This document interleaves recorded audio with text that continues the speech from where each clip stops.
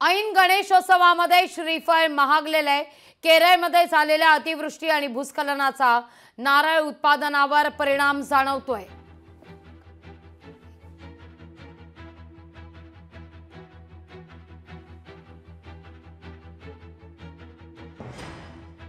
अतिवृष्टी आणि भूस्खलनामुळे नारळ उत्पादनावर परिणाम झालाय। अतिवृष्टीमुळे नारळाची आवक 50% घटली आहे।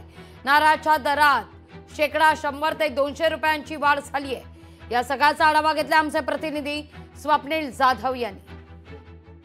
ऐन गणेशोत्सवामध्ये नारळाच्या किमती वाढलेल्या आहेत। याचं कारण म्हणजे दक्षिण भारतामध्ये मोठ्या प्रमाणात अतिवृष्टी होते आहे। वायनाडमध्ये झालेलं भूस्खलन असेल, यामुळे नारळ आहेत त्याची जी आवक आहे ती घटलेली आहे। बाजारपेठांमध्ये सुद्धा नारळ कमी झाले आहेत आणि एकूणच त्याच्या किमतींवरती परिणाम झालेले आहेत। आपण जर आता नारळाच्या दुकानामध्ये जर आहोत आणि या ठिकाणी जर बघितलं तर जे नारळ पूर्वी 15 रुपयाला होते ते 18 रुपयाला झालेले आहेत। तर 18 रुपयेवाले 20-22 रुपये असे 4 ते 5 रुपये किमतीने नारळ वाढलेले आहेत। 25 ते 30 झालेले आहेत। आपण विक्रेते आहेत त्यांचे थेट संवाद साधू। खरं तर नारळाच्या किमती वाढलेल्या आहेत, यामुळे कुठेतरी ग्राहकांच्या येण्यावरती परिणाम झालाय का ते जाणून घेऊ। काका काय सांगाल, गेल्या 10-12 दिवसांमध्ये किती रुपये वाढले नारळाचे? 4 ते 5, 4 रुपये ते 5 रुपये वाढले। आता काय भाव चाललाय एका नारळाचा? आता 20 रुपये 25 रुपये। जो पूर्वी 20 ला होता तो 15-17 रुपये होता। 20 30 रुपये।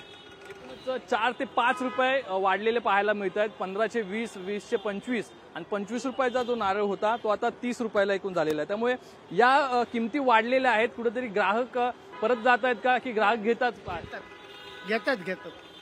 गणपती येतो त्यामुळे म्हणून घेतात लोक। मराठी माणूस घेणार तो पण 40 रुपये झाले तरी घेणार मराठी।